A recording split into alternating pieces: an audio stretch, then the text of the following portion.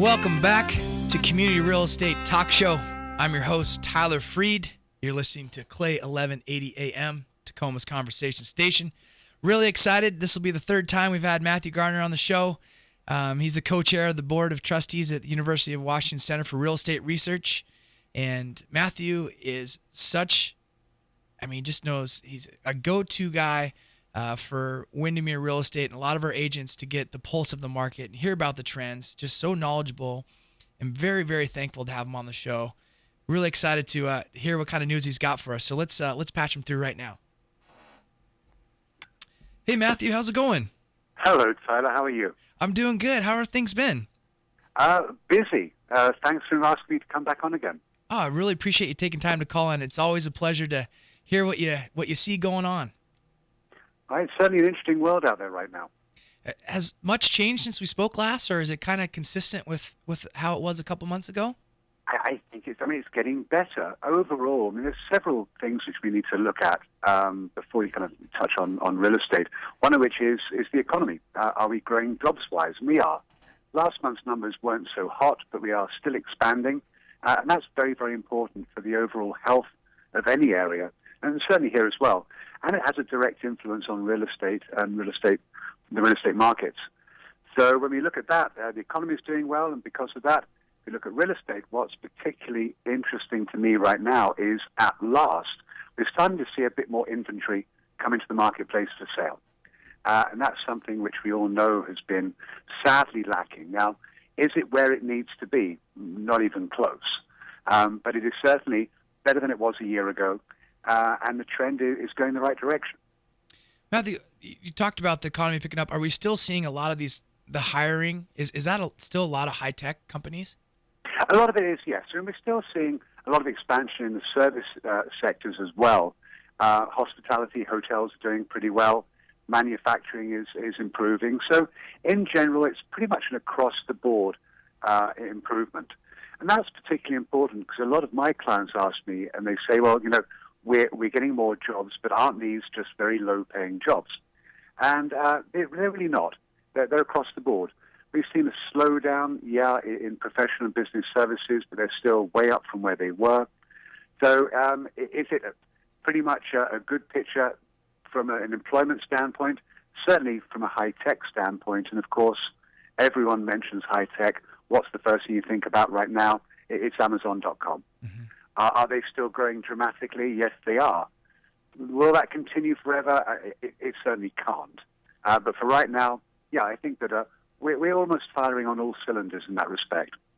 So we're just kind of are we taking that first step to an increase in the inventory right now? Is that what you're seeing? I mean, we're just kind of at the turn? Yeah, it's getting better. If we look at it and look at just kind of broad-based numbers for single-family transactions or at least listings, we're down from where we were last fall, but we are certainly up from where we were 12 months ago. So overall listings are up almost, 15% from a year ago. That's the positive sign. Pending sales as well are something which have moved dramatically higher in the course of the last couple of months. And this takes me back to our last conversation, because one thing that we have noticed, at least that I've noticed, that quite frankly I got wrong, was the fact that interest rates are lower now than I said they would be at this time of the year. Mm. I had an expectation they would be probably 0.3 to 0.4% higher than they are right now. And so that's the good part about that is obviously they are still very low. The bad part is the fact that at some point they have to increase. And I think that will be the case. But for right now, if we look at the way the mortgage markets work and how interest rates are set, as long as we still have booming equity markets, so the stock markets are doing very, very well. And when that happens, some people will take some money off the table, take off some risk. They will then buy bonds. That keeps the bond price down. And additionally, as you continue to see issues politically across, not so much in the U.S., but across the planet, again, this is something which means people tend to move to safe havens.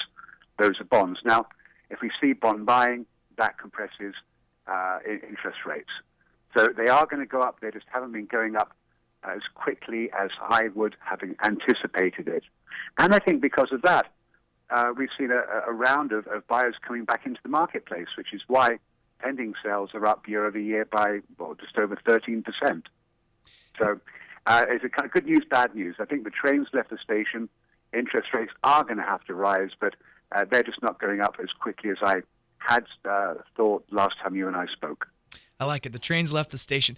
So, Matthew, we're still seeing a lot of renters still renting. It just kind of blows my mind. I don't know if they're in a position where it's a credit issue or what it is, but are we going to continue to see them doing that? Or, I mean, we've always thought that there's always going to be a portion that is going to rent and never buy. But what are your thoughts? Well, I think you kind of knocked the nail on the head. One of the biggest constraints right now is credit. Actually, there's two of them. There's credit and down payments. Average FICO scores right now on approved loans, and I looked at some Ellie Mae numbers which came out last week, they've come down a little bit, but they are still well above where we would like to see them. So because of that, that's causing, certainly the first-time buyers, a lot of angst, a lot of worry. Add on to that down payment requirements, which are still high.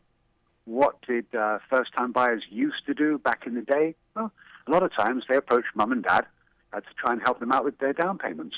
That's not happening as much now as it did several years ago. So I think both those things combined suggest that will these renters be perma-renters? No, I don't think they will. Are they, however, delaying their purchase decision by a couple of years? Yes, I think that's the case. And it's not just here in Seattle, it's really across the U.S. First-time buyers are making up less than a third of all buyers, and it should be a number which is far higher than that. And the rents are still going up, which just kind of blows my mind. Yeah, and that is an interesting point. If you look downtown, certainly in Seattle, the 14 cranes that you can see in the skyline, a vast majority of them are apartments. And there is still a continued big push. And these apartments are very expensive. But the way I've been seeing the apartment market, at least over the course of the last several months, is that we're reaching almost, I think, an inflection point on rents. Rents cannot keep on going up forever. And the reason why they can't is we're not seeing the income growth that satisfies that debt. So actually we're in a situation now where people are not qualifying for some of these apartment projects. What happens then? What happens then is that those renters will probably stay renters, but they're just not going to live in Belltown or downtown. We'll see a ripple effect, and we'll start seeing more and more interest in not so much suburban apartments, but close-in markets such as, let's say, Columbia City or Georgetown, even to a degree Burien, which are still at a discount from downtown. So I think we are going to see some people that own these close-in suburb apartment projects are very happy with the world, and they're doing very well. But we're reaching, I think, a peak in terms of how much rents can grow downtown, certainly. And I was driving through Ballard, and it looks like some of these investors are purchasing older churches and then just kind of doing infill and building these apartment complexes. Pretty interesting. Yes, it is. I mean, we look at these things. If you look at the different types of products that can get built, when you start going to these more neighborhood areas, it's a lower height. Therefore, it's actually a cheaper construction. You're not looking at concrete and steel construction. And therefore, you're going to see a discount on rents. Additionally, you're going to see land values which are far lower than the very, very high values we've seen transacted over the last couple of years in downtown Seattle.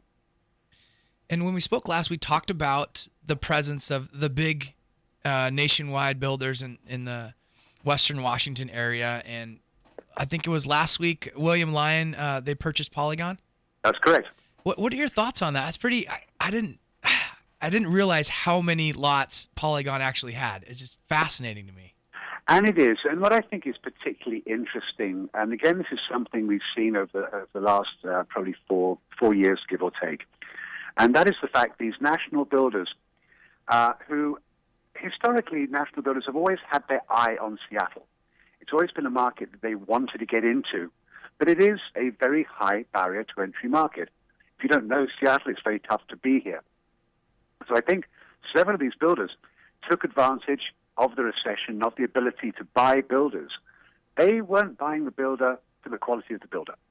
For the better part, And some were, but in general, they were buying them for their inventory, for the amount of lots that they controlled at any one time. And so that's what means that when you see that happening, it gives these big guys a foothold into our marketplace with the ability to say, we'll buy this builder because he's got X hundred or X thousand lots out ahead of him. And that's certainly been happening. But it's becoming increasingly competitive, certainly on the land side. I'm now seeing several very large builders who are chasing small 9, 10, 20 lot short plats, which is something you generally never used to see. And so I think that tells me that land continues to be amazingly tight. On top of that, in our market, you were either a production builder or you were a land developer. Some did both, but really very, very few. That's now changing. The production builders are now saying there aren't enough finished lots out ahead of us, therefore we're now going to start developing our own lots.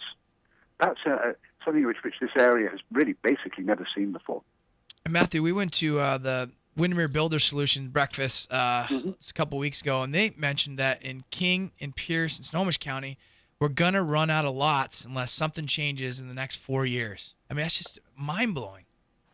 It is, but I think that, again, this is something which, if you go back far enough, we knew eventually was going to happen. When I say go back far enough, you've got to go back to 1990. Okay. In 1990, the state decided it was going to create something called the Growth Management Act. And the Growth Management Act set very defined boundaries inside which you could build and essentially outside of which you can't. When I say can't, you're limited to one house per 5 acres or one house per 20 acres. So they created these urban growth boundaries. And what happens when you limit supply and you have demand, and demand is in migration, which we still seem to see a lot more people moving in to our region than moving out, and you've only got so much land. So at some point, we were always going to have a land shortage. Now, down in Oregon, they have a very similar situation in terms of growth management. The difference between us and our friends down in Oregon is that they fairly conveniently can move lines, and so they expand those boundaries. We do not see that in Washington State. Those lines are very much set in stone. A little bit of annexation, yes, you will see, but in general, those lines are very set. And because of that, could I say it's going to be 4 years? Well, no, I think that it would be, it's a very brave statement, I think, to put a definitive timeline on it. But are we going to? Yes, we will. And so what's going to happen? What I think needs to happen is we need to reassess what it is we're building. And so the classic, let's say, kind of Steve Bernstein or Buchan, large homes on large lots, that's gone away. Yeah. They then kind of to be changed to large homes on small lots. I think at some point we're going to start seeing home sizes continue to compress, getting more units per acre than we have been seeing before. That, I think, is going to be a continuing long-term trend, which is not only going to account for the demand of the baby boom generation, who are those people retiring, moving out of their large suburban homes, yet perhaps not wanting to live in a condominium, and moving into these tighter, smaller, cottage-style homes. And additionally, the millennial generation, the first-time buyers, again, when they're moving out of apartments and starting to have families and children, and really kind of making their needs met again. So I expect to see a change of product type, or a lot more influence in smaller, not just infill, but just generally speaking, smaller, denser product. And I think if we do that, that 4 years is probably going to get pushed out a little bit further. But ultimately, will we run out of land? Yes, we will. Matthew, do you think when we get nearer to that point that some zoning will change? Well, that's a very difficult thing for me to address. We have to obviously look to our elected officials to try and address these questions. But I think you have to look at it and say, this region, the last time we saw more people moving out than moving in was in 1973. That was after the Boeing bust of 1972. And so we seem to be very attractive for a lot of people, and not just for the fact of people moving here from California, Oregon, and from Texas, which are actually the three states we see the most amount of in-migration from, But also people, when they retire, it's somewhat unusual. The expectation is you'll retire from your work and perhaps you'll go and you'll move to Arizona or somewhere warmer. Most people here tend not to do that. They might have a place down there, but they keep a residence and they keep a presence locally, and that is a little bit unusual. So therefore, we have got still more people either staying here or moving in. That is going to create pressure, and ultimately, when you see that pressure, what's going to happen to home values? They have to continue to climb because demand exceeds supply. That can be good, but it also, as we know through 2007, can sometimes not be good. So it's going to be interesting to see, probably later in the latter part of this decade, whether we really start knocking on those boundaries very heavily. Will we run out of lots? Well, we've got the last two master plans in our region are still there, so you've still got Black Diamond and a substantial development there. Then further south, Cascadia, down near Bonnie Lake. So we can identify really the last two markets or last two areas where we'll see big master plan development occurring. The rest is going to be tighter, smaller infill product. Listeners just joining us, I got Matthew Gardner with Gardner Economics talking about the lack of lots out there for builders to build, and you touched a little bit about Black Diamond. I'm very interested to hear what your thoughts are, because getting out there and kind of getting around once you're in Black Diamond, it's just so tight. Just to imagine, I don't know if it's 4,000 to 6,000, but some ridiculous number of homes are going to go up down there. How do they do it? Well, I think they're still trying to figure that one out. So it's going to be, I think that development is going to take some time. I think there's still some question marks relative to the relationship between the developer and the city. So is it going to happen like you? And I think it will. But ultimately, you have to say at some point, where else can you go? It was very easy. If you look back at, let's say, the last 3 or 4 master plans, you've got Issaquah Highlands, Snoqualmie Ridge, Redmond Ridge, and Northwest Landing. Fairly open, other than maybe Redmond Ridge, which is fairly tight, but a fairly large expanse of land on good access to freeways there on I-90, and also to a degree Issaquah Highlands. So, but those are gone now. So now you're looking at where can you find the land, and these are really the last 2 identified parcels. Because of that, I think, as you said earlier on, when we talked to him, we're going to be running out. Not quite yet. I really wouldn't worry about it yet. But at some point or another, we need to look at some zoning changes, certainly. Could we look at expanding those boundaries? Well, that might be a question which may come up at the state level. It'll be very tough to get it through, but possibly that if we reach that point, that question may start being raised down in Olympia.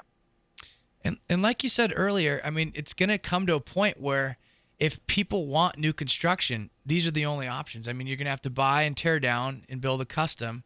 But if you want that production spec home, your choices are, going to Black Diamond or Bonnie Lake. It's going to hit that point. Yeah, I mean, I think it's also interesting. You bring up an interesting point, and that is the fact, again, a question which I'm asked a lot, which is, why are we not seeing builders build many spec homes? You can certainly go to a development, choose a plan, choose a home, choose a site, and they will tell you happily, come back in 90 or 120 days and your house will be ready. But they're not building spec. And a lot of people cannot wait that long. Because of that, they're then looking back to the resale market. And I think there's a lot of other questions which come into play in that respect as well, as we talk about demand and housing values. And it's kind of a theory we're putting together in my office right now, which is, well, what's going to happen in 3 or 4 years' time when interest rates are in the mid-high 6% range, which I anticipate them being, and normally people move between 7 and 10 years. How many people are actually going to be out there that are going to say, well, hang on, I'm happily sat at 3.5 or 4 or even 4.5% on my interest rate. My buying power is decreased because interest rates have risen. Therefore, I'm not going to move. I'm either going to expand my current house or I'm going to remodel my current house. So I think if there are any remodelers in your audience listening, you're going to have a good run of years, I think, in terms of overall business. That's a very, very good point. And we thought we saw a little bit of it over the last 4 or 5 years when people couldn't move up because they didn't have the equity, so they just kind of did some remodeling. But yeah, once we're out of the inventory, we're going to start to see a lot of that. And exactly, and also interest rates are going to play into the fact of actually decreasing even resales in the marketplace. So it's a theory we're knocking around my shop right now, but it's one which I think does hold some water. But when we talk about the new construction world, I think all the things you've mentioned are absolutely right. At some point, we are going to run out of land. We are going to see production builders become land developers in order just to keep their own internal wheels rolling. But it is going to be a problem. There's no question about it. Ah, excellent stuff. Matthew, we got to go to break. I really appreciate you calling in. Always good to have you on the show and hear what's happening. You're always welcome, Tyler. Thanks again for asking me. No problem. Have a good rest of the weekend. We'll talk to you soon, Matthew. You too. Take care. Take care. Bye-bye. Good stuff. You're listening to Community Real Estate Talk Show. I'm Tyler Freed.